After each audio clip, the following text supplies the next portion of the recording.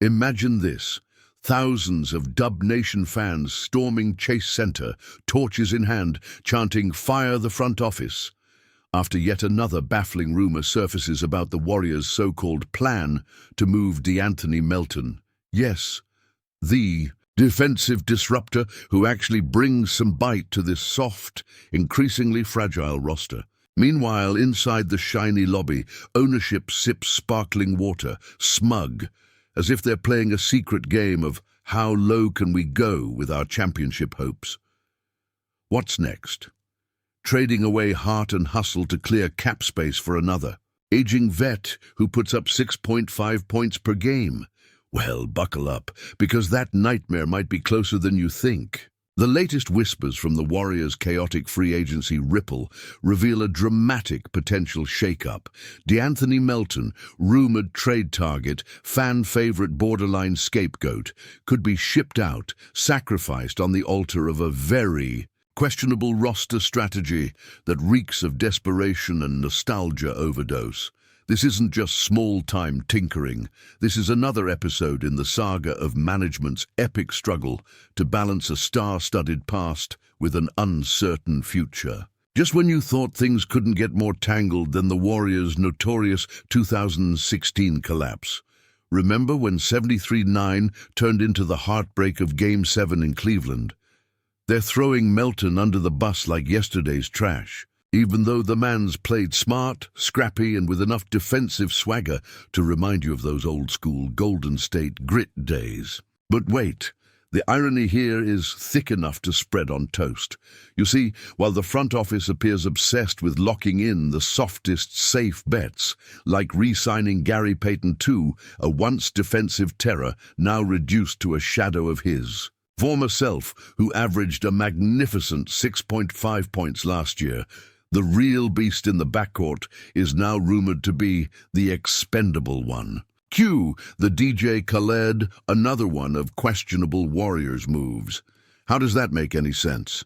Curry's love affair with Gary Payton II is well documented. Steph sees in GP2 the ghost of defensive past, a figure who once perfectly complemented Golden State's fantasy-fueled offense with tenacity and lockdown defense during their last title run. But GP2's not a spring chicken. And truth be told, that lockdown defense hasn't been so locked down lately.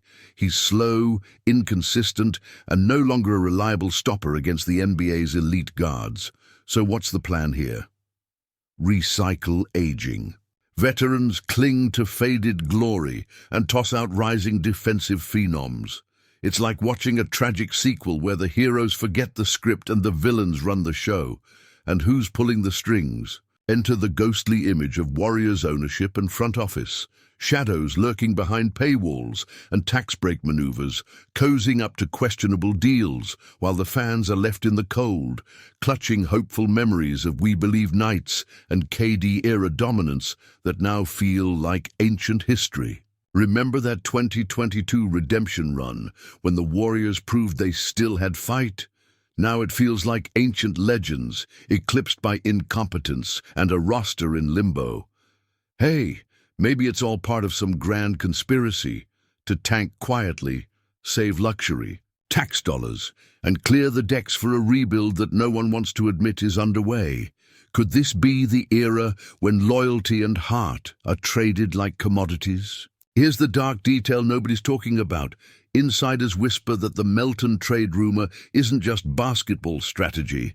It's a smokescreen designed to mask bigger backstage moves, like freeing cap space to chase one of those washed-up champ Steph allegedly requested, or worse, quietly paving the way for a blockbuster trade that could blow the locker room apart. Can we dare even think about what that means for team chemistry?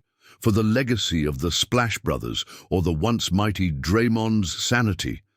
Surely, you're asking, how do you explain this to Steph Curry, the man who's been the true heart and soul of this franchise through triumph and torment?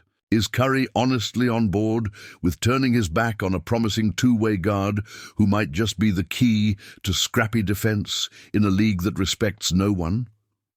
Or is this another episode of the franchise management bafflingly out of sync with their superstar, spiraling towards internal chaos? And here's the tipping point, the moment when this saga threatens to fracture what's left of the Warriors' golden legacy. Trading Melton, banking on a 6.5 ppg veteran with fading legs, and juggling unproven contracts while the clock ticks ominously on Curry's prime. That's not just risk, that's flirting with disaster, rewriting the tail end of Dub Nation's dynasty into a cautionary tale of hubris and betrayal. Warriors fans, this is more than roster moves. It's the slow, agonizing decline of a dynasty we once thought immortal, masked as a quiet pivot by those who refuse to admit the end might actually be near. Oh, but if you think this ends here, just wait until you hear which superstar could be dragged into this swirling maelstrom of trade rumors and front office intrigue next. Dub Nation, you deserve the truth. But is this the start of a dynasty collapse or the setup for an even bigger bombshell? Drop your takes in the comments, because this saga is far from over. If you're as furious as I am, smash that like button right now, because what comes next will blow your mind. Just when you thought the Golden State Warriors' house of cards couldn't crumble any further, we find ourselves staring straight into the abyss of chaos, betrayal, and bitter fan outrage that's making even the most die-hard Dub Nation members question their allegiance. Part 1 set the stage with the mounting tensions, the behind-the-scenes drama, and the clear cracks forming in what was once an unbreakable dynasty. But now, let's peel back another layer of this rotten onion that stinks worse than the fallout. After the 73-9 collapse, and trust me, it's uglier than KD's exit and Steph's thinly veiled war with the front office combined, we all thought the Warriors were a fortress, but it turns out they were a gilded cage, and at the heart of it, the real villain pulling the strings is none other than Bob Myers. Yeah, Bob the Fixer Myers, the same man fans crowned, a genius GM back in the glory days, is now the central figure in the swirling storm of indecision and mercenary moves that are tearing Dub Nation apart.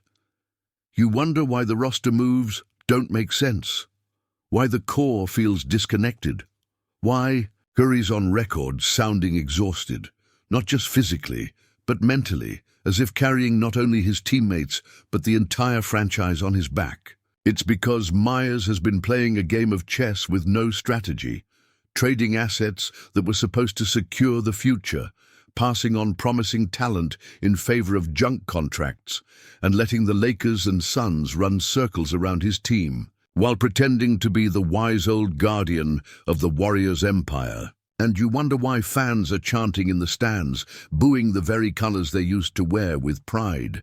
Because the front office has systematically been disrespecting the very DNA of Golden State basketball, ignoring the fan base's passionate voice, and betraying the legacy that Steph, Clay, and Draymond bled for. If the media won't tell you this, we will. Myers isn't just mismanaging talent. He's hemorrhaging trust, and the Warriors' image is bleeding out on live television. Now here's the one detail nobody's talking about.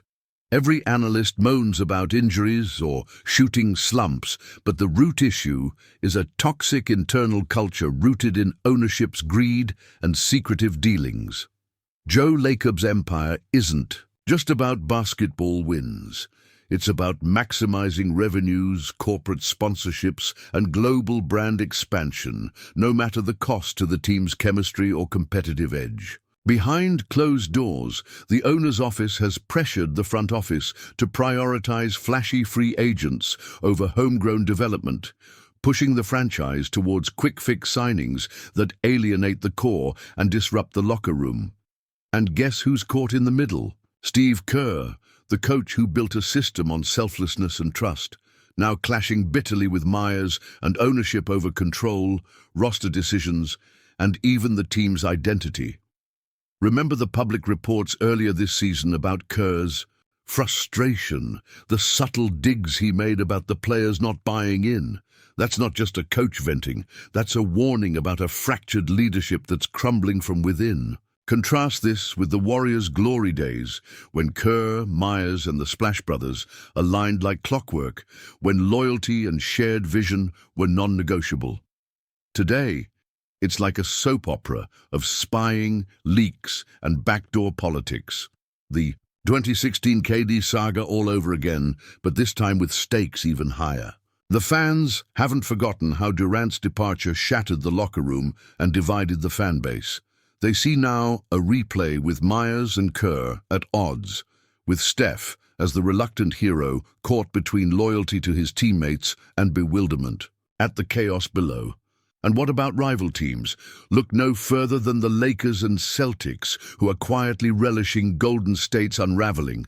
The Lakers, fresh off their own rebuild, have been quietly stacking assets and signing star talent, with a patience and cunning that Myers wouldn't recognize. Meanwhile, the Celtics revived a dynasty through ruthless trades and a rock-solid culture that the Warriors desperately lack today.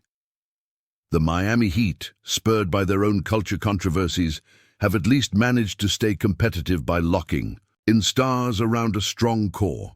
The Spurs have quietly rebuilt with promising young players, flying under the radar while the Warriors implode on national TV. What happens when Steph finally says enough?